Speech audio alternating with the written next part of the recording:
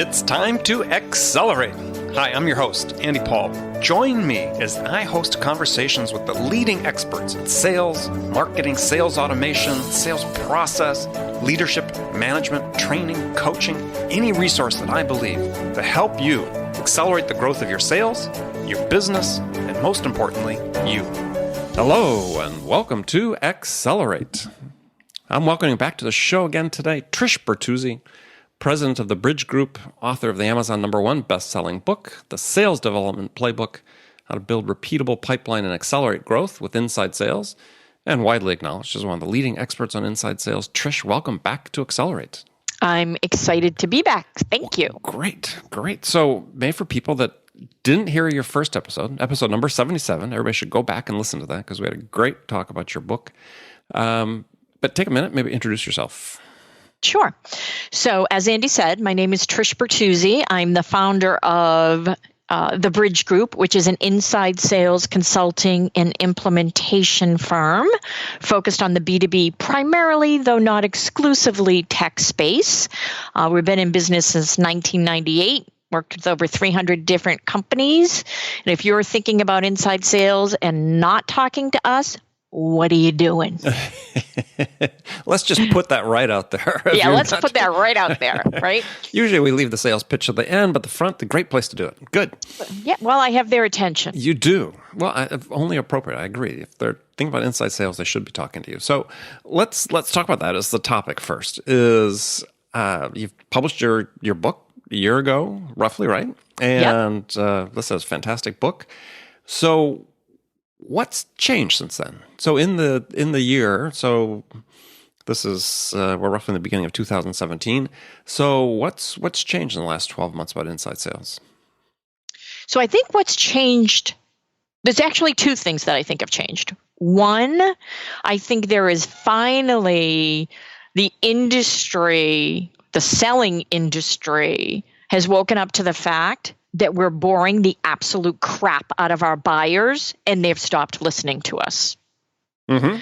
So I think people have finally figured out that those ridiculous email templates that they've been using, that the lazy sales approaches we've been taking, and the fact that we've invested no time whatsoever in educating ourselves and our buyers' industry, market, and challenges has come around to bite us in the butt.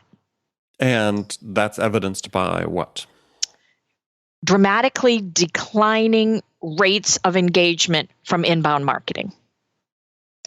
So you used to be able to publish a white paper and get X percentage of new names downloading your white paper. That's dramatically decreased. White papers, webinars, you name it. We have created so much content. There's a sea of content out there, and maybe 2% of it has any value whatsoever. So our buyers have finally figured out, you know what, there's got to be a different way I can get my information that doesn't involve me filling out a web form and being harassed by an SDR, and I'm going to figure out what it is. And so what do you think they're doing? I think they're talking to each other. I'm seeing the rise in more and more forums and groups that are focused on peer-to-peer. Mm-hmm. And I think they're really starting to talk to each other. And I also think that sites like Trust Radius, G2 Crowd, even Glassdoor to some extent, are actually being used as a way to vet companies and products. Mm-hmm. Mm-hmm. Well, I find that the problem extends not just to the content, but I hear this a lot from people I speak to. And as you know, I'm doing this 6 days a week and talk to a lot of sales experts, sales leaders, is that also they're finding that when they actually get the chance to talk with a prospect, is that they're also not able to successfully engage them. Well, that's because we're immersed in us, right? We're all about, this is what I do. Here's my features. Here's my benefits. Here's my sales process. When the buyer's like, well, that doesn't really have anything to do with me and my issues and my challenges and what I care about. So I'm not going to listen to you anymore. So I think how do we the fix language that, has to change. Yeah, well, it does. I mean, this is not a new problem in sales. I mean, this is it goes back to as long as there have been salespeople, but we haven't really found a solution yet. And how and when do we start socializing people, even before they become salespeople, about being, other centric, if you will, as opposed to being self centered? I think it starts, I'm not sure you can do it even before they become salespeople, because we are have raised the most selfish generation on the face of the planet, right? So, I mean, just look at selfies. I mean, just the word selfie, right? Kind of says it all. Mm-hmm. So what we have to do is say to people, to be successful, if you're going to enter the sales game, there's one thing you need to be, and that's curious. You need to be curious about your buyer, what they do for a living, how they're measured, what are their challenges, how are they currently addressing those challenges, what are they reading, where are they hanging out, what do they care about, how are they measured. If you're not curious about all that, you're never going to be a great salesperson. But if you are curious about that and you educate yourself, and maybe, God forbid, you're lucky enough to be educated on those issues by the company you work for, and then you can have a conversation with your buyers about those things to develop a relationship and empathy. And then the Holy Grail, you can actually tie the benefits of your solution to what they're trying to accomplish. Boom, you're in. But it all starts with them. Yeah, it has to. So how do we teach people to be curious? Let's say, you just hired somebody. It's part of your onboarding process. Hopefully you've done some sort of, assessment during your interview process, trying to screen out people you think maybe aren't inherently curious. But, given what you've then hired, is what's your advice for how do you stimulate that in people? Well, you have to have a learning culture, right? So people aren't little baby robots that you plug into your process and then kind of oil the machine and off they go every day, putting part A in slot B.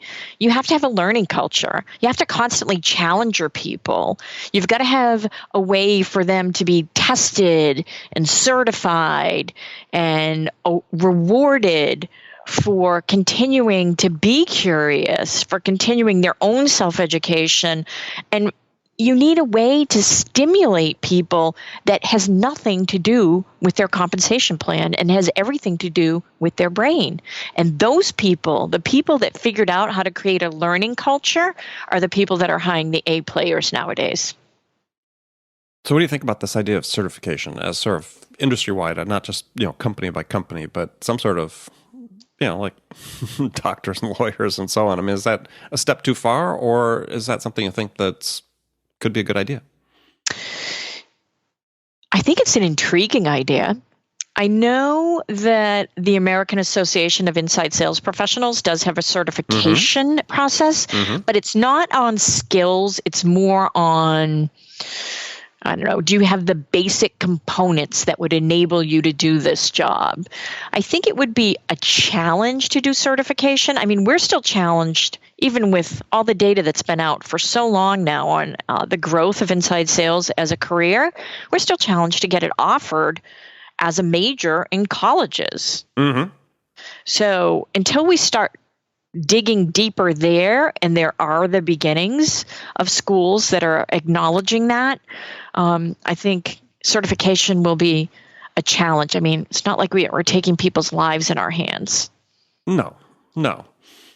But heck, they certify people that do your hair. I mean, they're not maybe taking your social life in your hands, but not your actual life. So, all right, well, we can come back to that topic. So the second trend then, you said the first time we're inundating people with crap. What's the second trend that you've seen? I think it's this whole movement around account-based strategies. Okay. So I've heard a lot about ABM, ABE, ABS, ABSD. Yep.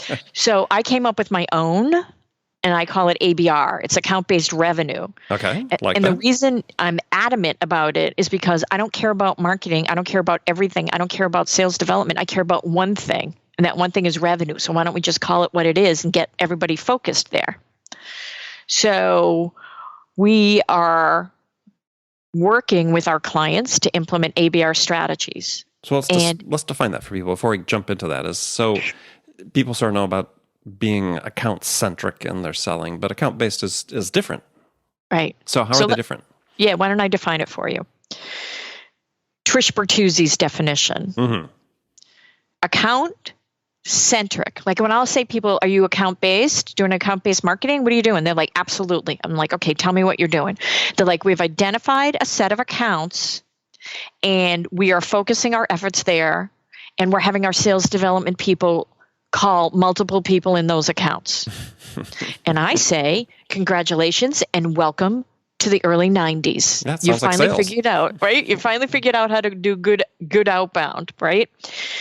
Account-based is something else. Account-based is when the entire organization, board of directors, executive management, sales and marketing executives, salespeople, marketing people, SDRs, you name it, everyone says, we're going to go get revenue from this finite set of accounts.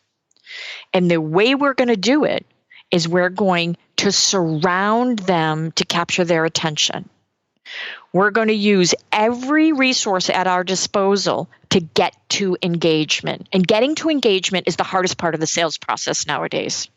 So we're going to use everything at our disposal to get to engagement. And we're going to do things that are different. We're going to hold events. We're going to figure out who we want to get in front of and then put ads in front of them. Mm-hmm. We're going to do executive briefings. We're going to have our CEO call their CEO. We're going to have our VP of products call their VP. Whatever the case is, it's a unified strategy that you go after the account. And it's a different story. So let me explain that a little bit. Up until now, people have been talking about buyer personas, and they're critical. Like if you're selling to multiple buyer personas, you have to have a relevant story to tell each of those buyer personas on how you can help them build a better business. Mm-hmm. Now, with account-based strategies, you also need that account story to tell. So let's say you're going after HBO and Comcast and a number of other companies in that entertainment vertical. Right. Well, you need a story to tell that says, look, we know what's going on in the entertainment industry. Streaming is eating your revenues, or streaming is pumping up your revenues. There's other first mover advantages you need to be aware of. There's other technologies that are starting to come into play. You need to have an account story as well as buyer persona stories. That's why it's not just about drawing a box around a set of accounts and then executing your old demand generation strategies against it. It's doing something very different, very specific, and very well thought out. Right. So you had written an article about this recently, which I thought was a great article about the difference between the two. And you quote John Miller from Engagio, who's been a guest on this show, is saying this, the goal of account-based revenue, we'll call it, is to sort of quote, a paraphrase, is to optimize your sales and marketing resources by focusing on the accounts most likely to drive big revenue. But as you said, it's not just sales marketing, it can go beyond that as well. Oh, absolutely. And so isn't one of the things that perhaps comes out of this push for account-based revenue is that maybe we start changing the definition of roles within our organization? I mean, it seems like there's really sort of two primary functions you have. You have an acquisition function and a retention function. And whether somebody sits, a marketing silo maybe isn't relevant anymore because they're in an acquisition function. And maybe part of that marketing function or marketing silo goes to the retention function. And as you said, it's unified around that goal as opposed to traditional responsibilities. I could not have said that better myself. Oh, well, thank you. Well, you're welcome. I'm sitting there writing this down as I talk. I have this brainstorm. So, it's so absolutely it seems to be happening. So you very clearly laid out. One is you're doing this with an account-based revenue approach with a finite number of accounts. I've talked to companies, lots of companies think, oh yeah, we're doing account-based, and as you said, we're doing this for all of our accounts. And that it's too resource intensive to be able to do that anyway. Correct. So you have to get super focused. More than ever before, it's about understanding where your sweet spot lies.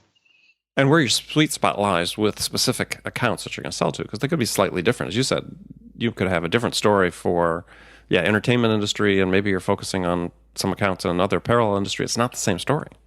It's not the same story. That's why it's almost, you ease your way into an account-based strategy. You don't fling yourself there, because it's a lot of work. It's a lot of coordination. It's a lot of message development. It's ensuring that sales and marketing are, you want to talk alignment? We're talking a schmeld. Never mind alignment. They're right. Schmelded. Right. No longer does sales just sit there and wait for marketing to hand them leads. I mean, they are proactively communicating and sharing information and brainstorming on how to get into these accounts. Well, it starts at the beginning. They sat down together and chose the accounts they're going to focus on. You would hope they did that, and you would hope that they used some scientific approach to doing so, as opposed to what I see some people do and say, here's a list of 50 accounts we could never get into. Let's do ABM against them. And I'm like, you couldn't get into them in the last 10 years. Maybe you want to put them at the bottom of the list. Right. Not at the top. Yeah. Look at the data. Unless they're, absolutely. Unless they were, fundamentally changed organization in the time frame. Exactly. Yeah. So let's talk about this issue about sales marketing alignment, because this is really, as you said, is really at the heart of it. And again, as I have guests on the show and we talk about this topic, it's interesting to sort of press about, okay, what are some of the steps they need, finite steps, discrete steps they have to take to make this alignment start happening? And a lot of times there aren't really good answers behind that. I mean, have you seen a good process one of your clients has used to implement this? I actually have a visual, which obviously your audience can't see right now. I call it the ABR Pentagon, and it has the 5 sides of what people need to get ready to do to execute on an ABR strategy. Well, we can make that a download on the show notes page. Well, there you go. Okay, let's do that we'll then. Do that. Excellent. I will send that to you. Okay, after the so show. what's on the 5 sides? So the 5 sides are all about the different things that you have to be prepared to do to get ready for ABR. And you do have to get ready for ABR. Mm-hmm. So we have this Pentagon, 5 sides. Mm-hmm. The major categories are strategy and alignment, account selection, players and positions, account insights and plays, and then tools and measures. And under each of those categories, there's different things you need to have completed before you move on to the next or before you start to execute. Let me just give you a couple specific examples. So under strategy and alignment, you need to know what your mission is and who's your executive sponsor and who your champions are.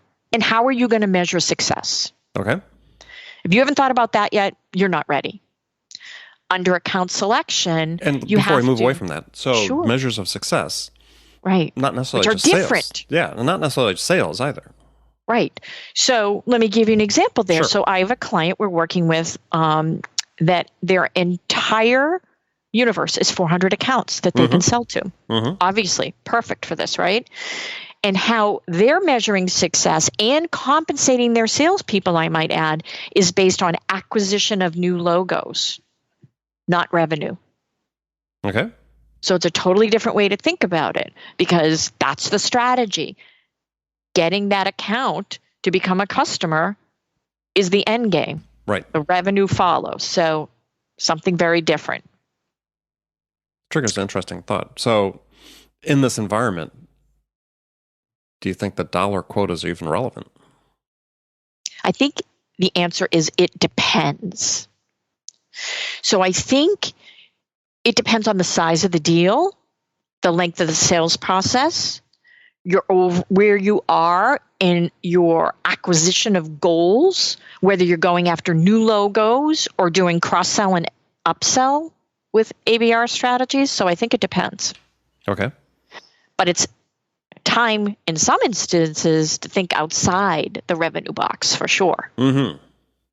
Yep. Okay, so that was strategy and alignment example. Yep. Give us some others. Account selection. People are really good at picking their target accounts. And then when I say to them, okay, great, we've picked them. On a scale of 1 to 4, with 4 being excellent, tell me how good your data is in your CRM on those accounts.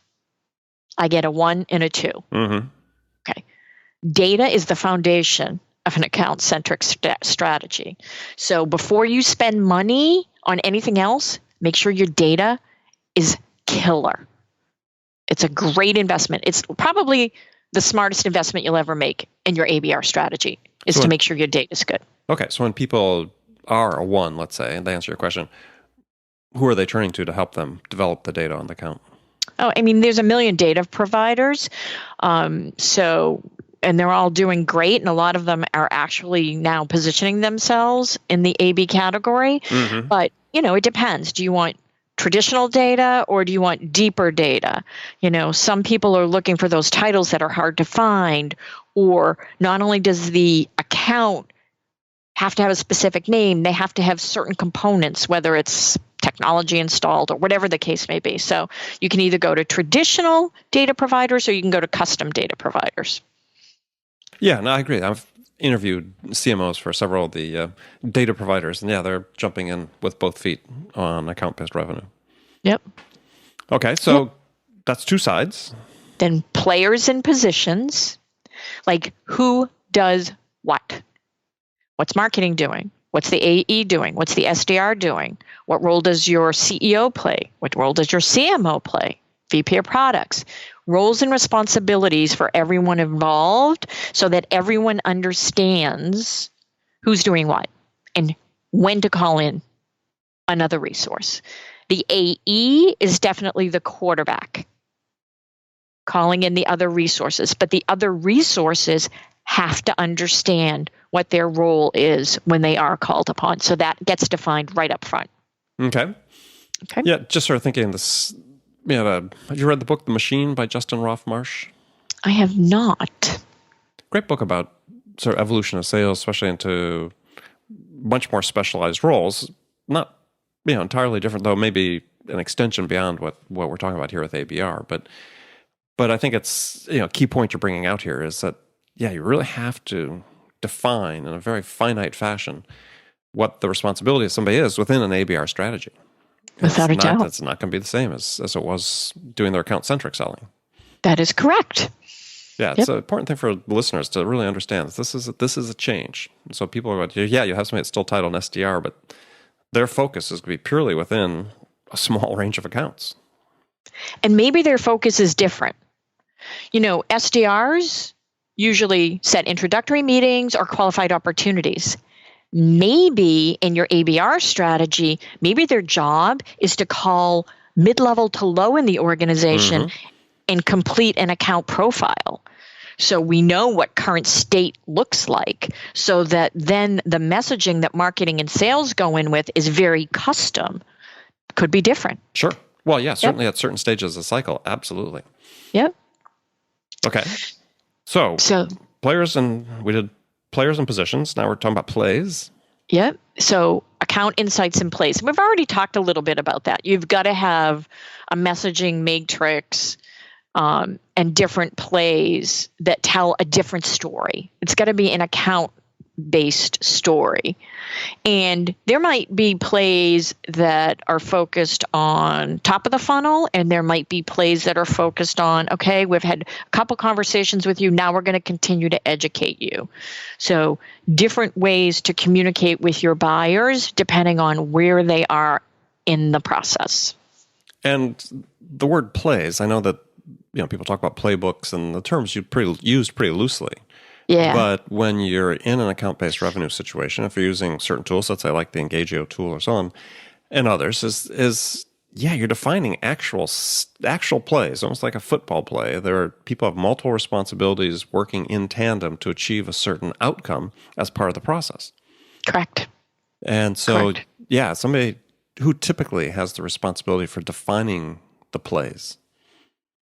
The plays are created between sales and marketing because the plays, like I work with this amazing company called Inverta on my ABR strategy, and they know more about how to put plays together for account-based strategies than anyone I've ever met. And when they work on a play with our clients, because I go in on the sales side, they go in on the marketing side, the plays are articulating not just what marketing's going to do through every step of the process. That would be an old-fashioned campaign, but what sales is going to do in each of those steps in the process. So it really is like a football play like you defined. It really is something like that where all the players on the field completely understand what happened before them, what their job then is, and what's coming after them. Yeah, and you may define a play, let's say, to a point you made earlier, it's now time at this time in the process for our CEO to reach out to their CEO. Yep. And there will be a play defined of the steps that, because the CEO isn't just going to call him out of the blue, call his counterpart out of the blue, that's going to be arranged. Certain people have to arrange it. There might be certain preceding things that need to happen in terms of educating the receiving CEO about where they are, what they're going to talk about, agenda. That all is going to be defined as part of a play, because that could require 3 or 4 calls, let's say. You are 100% correct. At various levels. So I want people to get a sense of that as they're listening, that these plays are defined. That's why I think the football play is actually a very apt analogy, because coaches draw them out. Each player knows exactly how many steps they're going to take and what direction, what they're going to do when they get there. If it's receiver, how many yards they're going to run out before they make their cut on their route. All that stuff laid out in intricate detail, all happening at one time. Yep, you got it. So it takes work. And I think that's what we're trying to, as you talk about, you just can't sort of jump into this. That takes some real preparation. It does. It does. I mean, undoubtedly the plays will evolve as you see how effective they are and so on, but you need to go in with an idea of what it is you need to do to make it happen. Exactly. Okay. So, all right, the last one. Tools and measures. So we recommend that you look at your metrics differently. It's not about how many leads you created. All the old metrics don't work. It's about what are we getting for coverage? What are we getting for engagement? And what are we getting for results? And that's a little challenging to measure in just a regular old CRM, which is why companies, there's Engagio and Terminus, and there's some great companies out there that are starting to build solutions for this particular problem. And I think we're going to see them take an even bigger spotlight on the stage in 2017. Mm-hmm. So on this last one, though, we went through that already. I'm sorry, I was lost in my notes for a second. No worries. So you give an example in your article of a client you worked with that was planning to sort of scale up from 10 mil to 100 mil, and talk about how you had to. What they were confronting was the challenge was if they wanted to scale to 100 million with the current mix of accounts that they were selling to, this would be incredibly labor-intensive, resource-intensive to be able to do that, because they fundamentally were getting most of their revenue from their sort of lower-tier customers, what you call mid-market customers, and they would have had to scale that 10x, and the numbers just became huge. And so tell us how you worked with them on sort of refocusing with the account-based revenue approach. Well, what we said to them was we knew that it was viable for them to go up the food chain, right? We knew they could sell to bigger companies with larger size deals because they'd done it. They just hadn't focused on it before. They got to 10 million pretty quickly by selling into the mid-market, as most people do. Mm-hmm. Their product was fantastic, was well received in the enterprise space. And so what we did was go through some exercises with them that just said, look, you can either keep chasing the mid-market and having to close 3 times the deals that you've done before, which means more marketing, more salespeople, you name it. Or you could come up with a really smart strategy that gets you into bigger accounts, quadruple your deal size, and close fewer deals. Those are your 2 scenarios. What do you think is the easiest way for you to achieve your goals? And they went with the account-based strategy. Yeah, I mean, it didn't mean they still weren't selling some of the mid-market, but Absolutely not. It was just a reallocation of the resource. And that's the thing I think that's important for people to understand is that you're not going to go all in on ABR on every account that you sell to. Andy, thank you for stating that. So many people think it's all or nothing. It's not. No, it's just for your major accounts. Yep. And not everybody has major accounts. And you know what?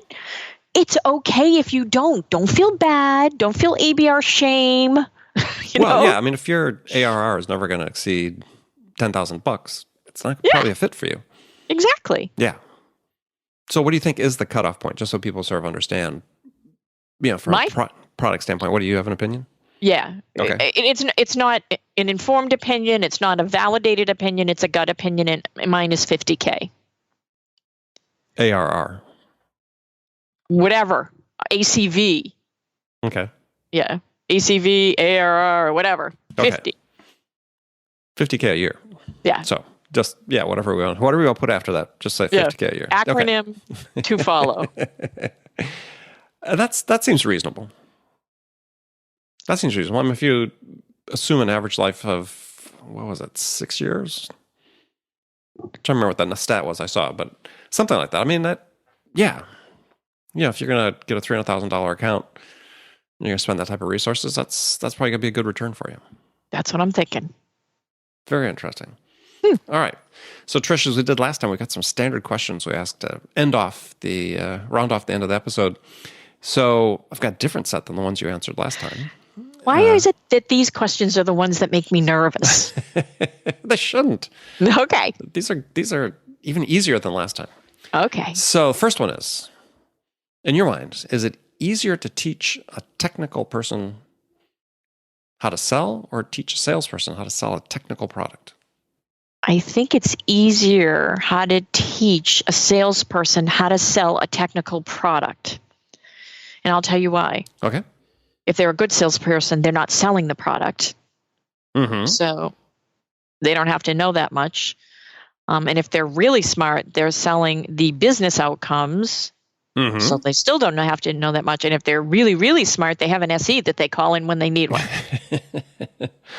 That's how I made my living. I always had a technical person with me. There you go. Yeah. I was selling stuff that was, I didn't have the 4 years of engineering to understand it, but okay, that's a good answer. Yeah. Yep. So this one is an interesting question. People always sort of struggle with a little bit is what one book, non-business, non-sales book that you recommend every salesperson should read? It could be Shakespeare, it could be poetry, it could be whatever. What's influenced you that you'd read? Non-sales book. Mm-hmm. The Secret. Ah, okay. Yep. Gosh, I haven't heard that for a while. That was a good book back in the, when was that, early 2000s? Don't remember, but I've read it 5 times now. Interesting. When was the last time you read it? It's on my nightstand. Interesting. So every once in a while I'll grab it and read a chapter. So what is it about that book that speaks to you? It was, my friends who aren't in the tech space always say to me, they actually give me a hashtag, Life by Design. Because what I've always done is had a vision for what I want my life to look like, and then I execute on it. Mm-hmm. And when I always have done that intuitively. And then everyone started talking about this book, The Secret. And I read it and I went, my goodness, this is what I've been doing, only I didn't know it. Like, I believe that the frequency that you put out, the universe delivers back to you based on that frequency. And I'm not a wacky doodle person. No, I can vouch for that. Yeah, thank you. But I also believe that what you focus on expands. Mm-hmm. So all this negativity that people focus on, like the political season we just came out of. Well, we're almost out of it anyway. So you wish, but yes. So ahead. I wish, yeah. Right. All that negative energy. So I never let it touch me. Like, people say, well, what do you think? I'm like, I don't want to talk about it. Nope. I'm not going to read that. I'm not going to look at that. I know what I'm doing. I've made up my mind. I'm not going to and I don't let negative touch me. So yes, I might be crazy to some people, but I'm a firm believer in The Secret, and I will read it over and over and over. Excellent. Okay, great. All right, so sort of along the same lines, perhaps, so if you could change one thing about your business self, what would it be? I wish I had written a book a long time ago and loved it so much that I wanted to write another. Well, do. Never going to happen. Yeah, not going to happen. Yeah. I don't know. I guess, I always wish I was smarter. I always wish I had learned things sooner. I always wish I didn't have to always learn everything the hard way, and I do. I wish I had been more of an avid reader of business books earlier. Yeah. Yeah. Okay, that's fine. Yeah. All right, so last question. So do you have a favorite quotation or words of wisdom that you live by? It's silly. No, that's okay. All right. I kind of live by, it is what it is. Mm-hmm. Like, I don't go insane about things I can't change because it is what it is. Right. It could be good. It could be bad. It could be indifferent, but it is what it is. Right. Yeah. I like that. So, yeah. Yeah, it's sort of like the short version of the Serenity Prayer. There you go. All right, well, good. Well, Trish, thanks for joining me again. And so tell people how they can find out more about you and connect with you. Sure. So people can follow me on Twitter. I'm at Bridge Group Inc. Or they can email me, Trish at bridgegroupinc.com, or connect with me on LinkedIn. I'm easy to find. Okay. Usually the loudest woman in the room. Yeah. And yeah, when you get to our website, read her blog too. It's a great blog for people that are involved in inside sales, looking at account-based revenue approaches. Absolutely a great resource. So again, Trish, thank you. And friends, thank you for spending time with us. Remember, make it part of your day every day to deliberately learn something new to help you accelerate your success. And easy way to do that is join my conversations with top business experts like my guest today, Trish Bertuzzi, who shared her expertise about how to accelerate the growth of your business. So thanks for joining me. Until next time, this is Andy Paul. Good selling, everyone. Thanks for listening to the show. If you like what you heard and want to make sure you don't miss any upcoming episodes, please subscribe to this podcast on iTunes or Stitcher.com. For more information about today's guest, visit my website at andypaul.com.